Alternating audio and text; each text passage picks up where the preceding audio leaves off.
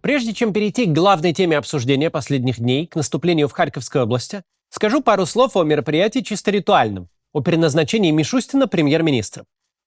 Наша гипотеза о новом составе правительства плюс-минус подтверждается. Состав будет старый. Возможно, будут перестановки в каких-то технических министерствах, вроде Минстроя и Минсельхоза. Почти непременно будут назначены новые вице-премьеры, номенклатурных принцев меньше не становится, всех Патрушевых-младших надо куда-то рассадить. Но в остальном система, как и ожидалось, старается оставаться собой до последнего.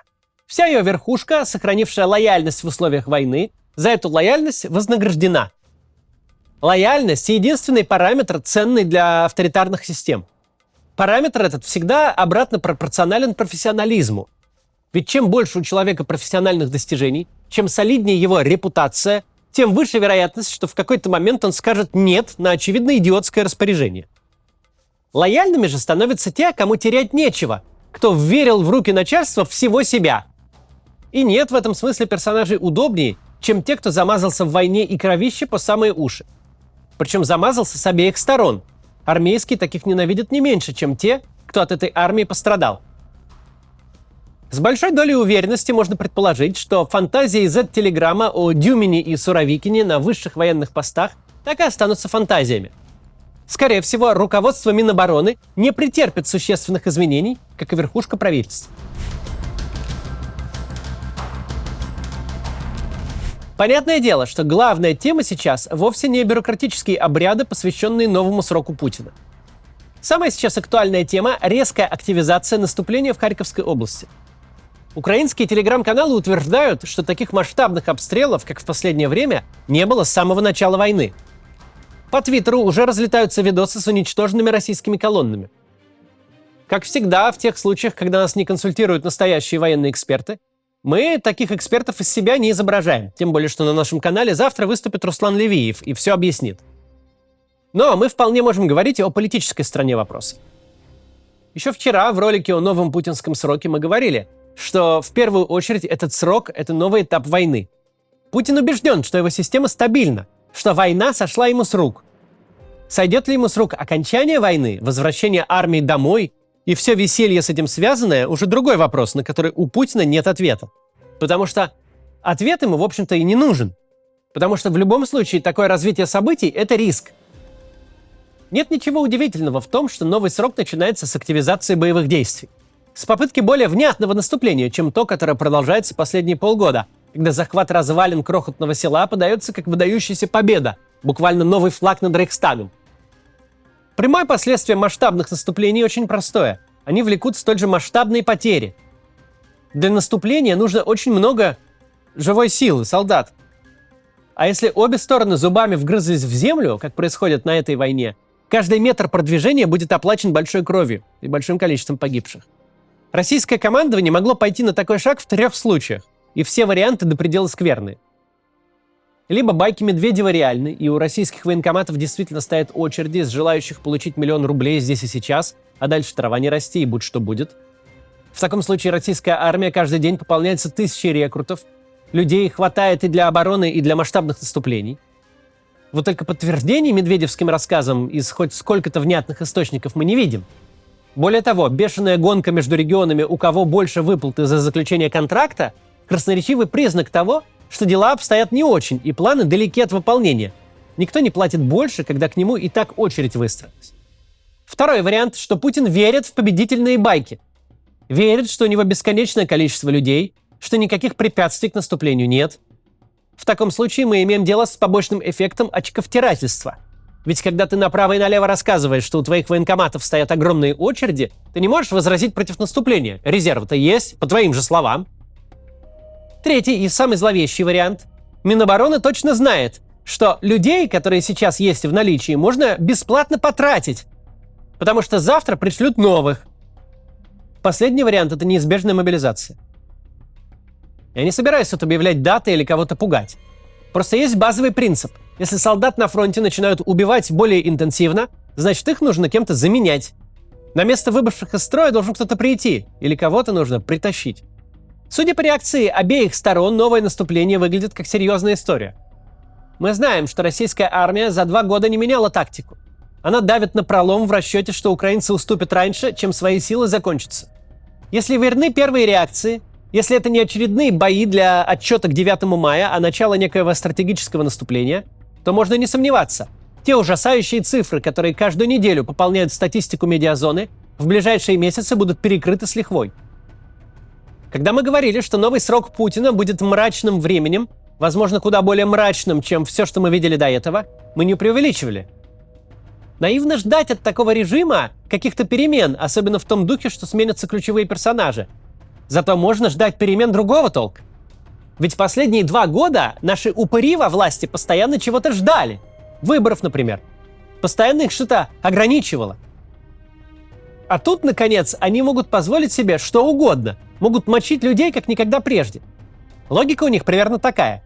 Мы развязали войну, столько народу угробили, а потом еще и цирк с выборами провернули.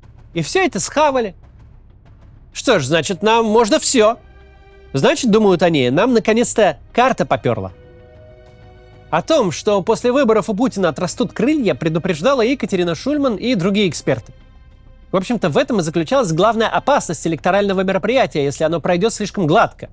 Если псевдовыборы выглядят как победа, то за ними должна следовать другая победа, уже на фронте. Пока похоже, что мы видим реализацию худшего сценария. Электоральное мероприятие провели, снова в должность вступили, больше нет никаких тормозов. Теперь можно всецело посвятить себя войне. Теперь уже не надо эту тему вытеснять из общественного сознания, делая вид, что ничего не происходит. Даже на параде Победы можно пространно разглагольствовать о новой войне, а уже на следующий день начать новое наступление. Понятно, в чем проблема с восприятием таких новостей. Прошло без малого 27 месяцев войны. Мы уже забыли, каково это – жить без фронтовых сводок, и можем недооценивать происходящее. Z-каналы пишут о харьковском наступлении как о новом 24 февраля. Но нам это может казаться очередной Авдеевкой, очередной многомесячной бойней за контроль над лесополосой. Мы привыкли к кровавому кошмару, который ничего значимо не меняет, и можем просто не заметить тот самый момент, когда у Путина окончательно сорвет резьбу. Когда он, поверив в цифры людских резервов, которые дает Минобороны, решит резко повысить ставки.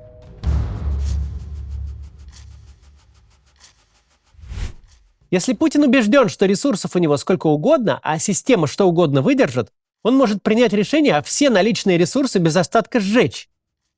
Де-факто устроить новое вторжение вместо нынешней позиционной возни. Является ли попытка наступления в Харьковской области чем-то подобным? Мы не знаем. Может ли она чем-то подобным быть? Конечно, может. И самая большая опасность тут в том, что общество, предельно уставшее за 2 года войны, выработавшая толерантность к любым новостям, может новую угрозу вовремя не заметить. Первая мобилизация обрушилась на россиян, как ушат ледяной воды. Война на тот момент длилась чуть больше полугода, и в сентябре 22-го первая реакция была самой верной. Люди спасали себя как могли.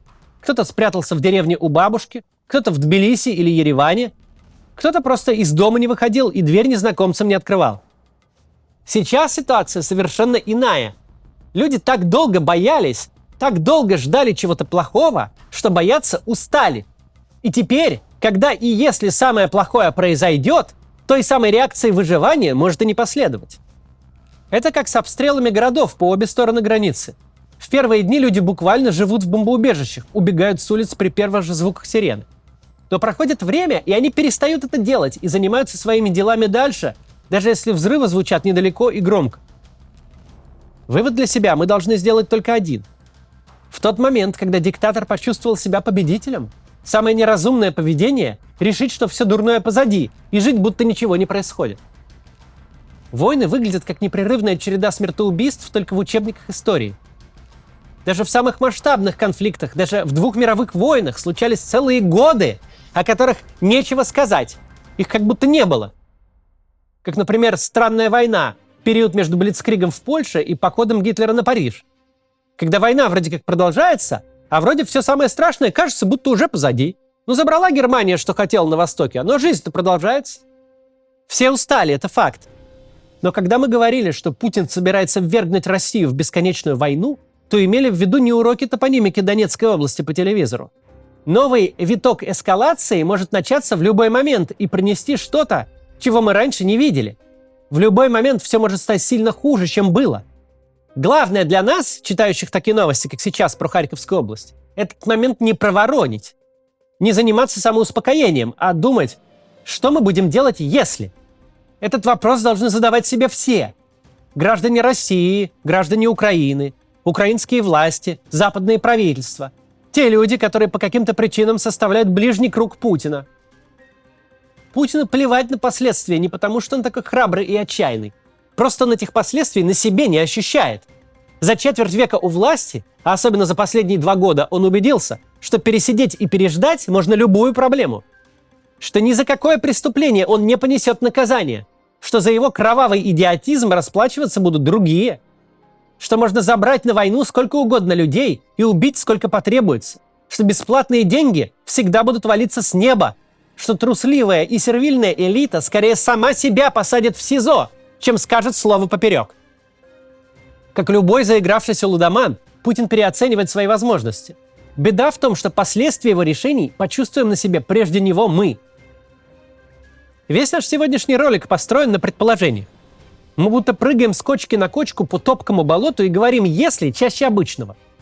Но в этом сейчас и состоит ответственность публичных спикеров. Мы не можем на каждую новость реагировать как на анонс апокалипсиса, доводя публику до истерики. Ничего хорошего из этого не выйдет. С другой стороны, сейчас мы не имеем права никого успокаивать. Ситуация действительно скверная, и нам не дано заранее знать момент, когда она резко ухудшится. Наша ответственность в том, чтобы зрители, которые не могут посвятить всю свою жизнь чтению и анализу новостей, имели адекватную картину мира и могли, исходя из нее, принимать адекватные решения. Ситуация настолько топкая, что просто нельзя тут оперировать лозунгами и готовыми формулами. Все, что мы можем сегодня, показать вам, на что стоит обращать внимание, что в бесконечном потоке регулярного ужаса может стать кошмаром нового уровня. Мы будем продолжать следить за ситуацией и рассказывать о ней и дальше. До завтра.